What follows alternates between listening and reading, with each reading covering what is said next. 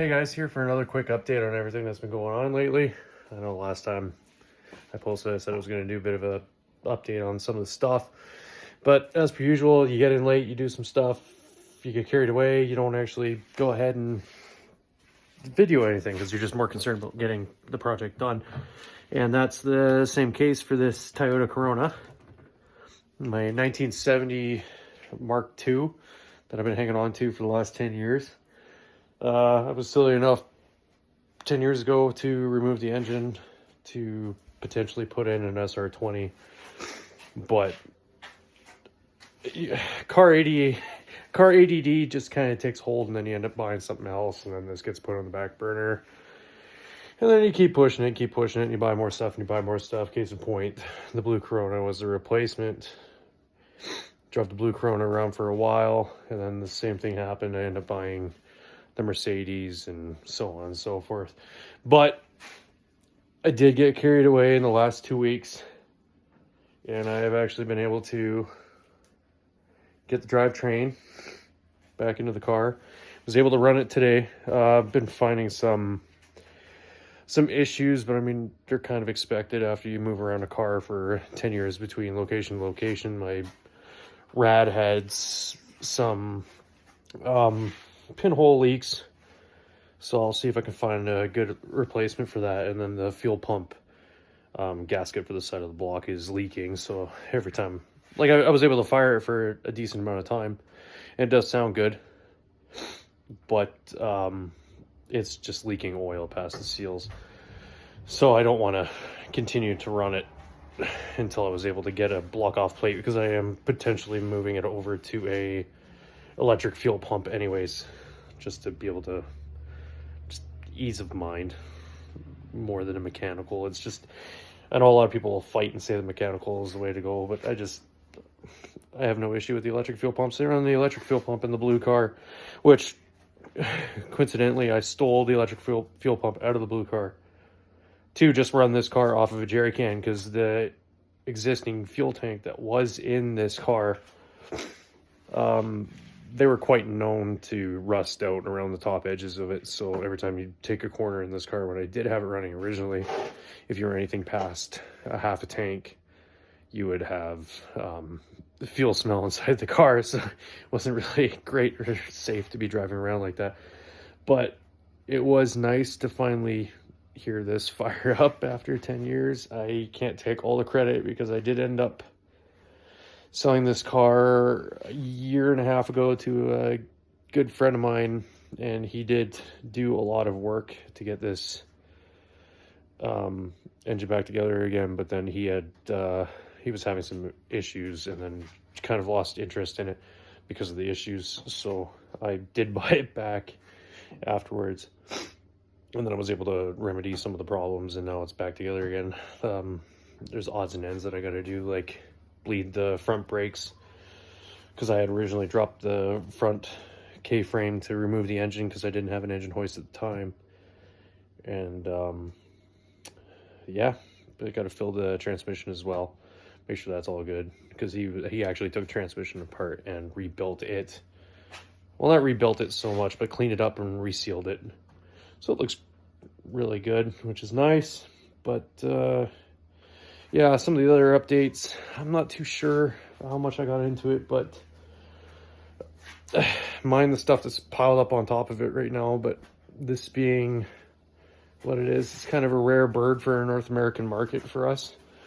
It's a 1965 Nissan Cedric with a Borg Warner automatic transmission, which was top of the line for back then, because, you know, everybody wanted automatics, because that was, you were rich if you had an automatic. Manuals were just poor man's car at that point. But this also runs. Same situation. I just kind of had it running off of the gas can, because I don't know the state of the fuel tank, and I probably should remove it to get it cleaned. And the fuel pump in this, the diaphragm's completely shot, so it doesn't work on its own, which kind of sucked, but it is what it is. And the other thing, I know I did touch base on it last time, the 2003 RS6 wagon, or Avant. I did end up getting my hands on one of these. She's a fun summer cruiser, or winter cruiser, sorry. The wife and I did just take it on a winter rally with Royal Rally. They call it the Snowball Rally. It's been great. Ended up picking it up back in November with 104,000 kilometers, and it's now sitting at 112,000, and it's originally imported from Germany to Japan, so it is a left-hand drive model, but it does have all the Japanese stickers throughout the car. And then it was brought over by the previous owner 2 years ago from Japan to Canada, and then he just kind of sat on it for a bit, and I was able to go through, check it over. These things have timing belts, so I was able to pull back the cover, take a good look to make sure that the belt wasn't damaged or cracked or anything. And with the time date that was on the belt has been changed recently. The other downside is the transmissions with these things, if they're not maintained, which I lucked out because the bi-turbo cover that comes on the engine cover, whoever had it serviced in Japan, they put the stickers on the bottom of that cover for the transmission, the differential, transfer case, all that fun stuff. Like, it was all complete at 98,000 kilometers, sorry. So it's been well taken care of. It's got its odds and ends. I just picked up a door panel for it because the driver's side window is catching on the door panel because it's broken. So it's kind of annoying, especially when you go to do up the window and it senses that something's stopping the window, so it rolls the window back down again. But it's like, for a car that's over 20 years old and what it's capable of doing, it's an awesome unit. The funny thing is, the only actual reason that I end up getting back into a wagon again is because I extremely missed my Nissan Stagea. But the market for Nissan Stageas in North America right now has just gone crazy. Because I remember buying mine, I think this was back in 2015 or 2016 for $6,000. And now for you to get something with an automatic even is 12 to 14, and it's just, and for what that is compared to the RS6, which I'll come out with it, I got it into it for 17,000, and it's more car, 100% more car.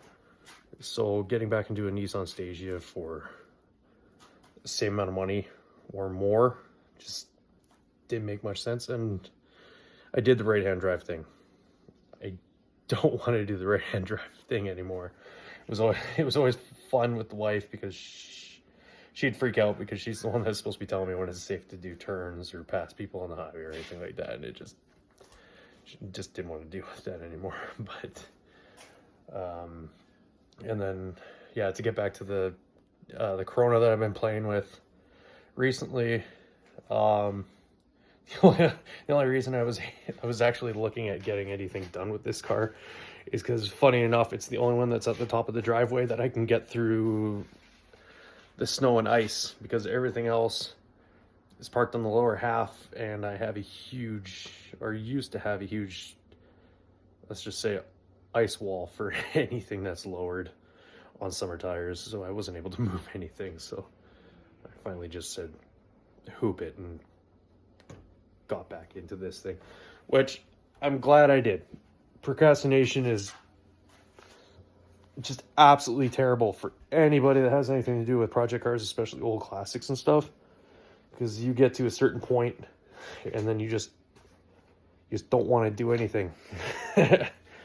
Especially after you've just had this same car for the last 10 years and you were silly enough to take it apart, and then you just don't have the drive when you have other things that you can take out to do anything with it. So I'm glad I did. Other than that, if you guys want to see anything for updates on any of the cars, let me know. As soon as I'm able to drive the Mercedes up from the bottom half of the driveway, I am probably going to start looking into turning the injection pump down. I was able to grab a tool for testing so I can get the injection pump set properly. It's supposed to be 1 drip per second. The previous owner, when he originally bought the car, he never changed the fuel filter, which the fuel filters themselves were completely plugged off with algae and stuff. So instead of changing the fuel filter, he cranked the fuel pump so there was delivering more fuel, so the car was able to run. And then, like, the first thing I did when I originally got the car was I went through a complete service. The car runs, but I shouldn't have to pull for the glow plugs each time I want to start the car. And just with the overfueling and stuff, when I'm driving down the highway, especially when I'm going uphill or something, the temperature will just start to climb and I just don't have any power because it's just dumping fuel. And I really should remedy it. I drove it all summer that way, but it's just with this season coming up, I don't want to be wasting or damaging anything more, because I mean, dumping extra diesel into those engines, you just really shouldn't be doing it. What else is there? And then the blue Corona, the 1968 that I do have, I'm going to go ahead and transfer the fuel pump to be closer to the fuel tank itself, because I'm starting to have, which meant I should be doing it anyways for any vehicle, starting to have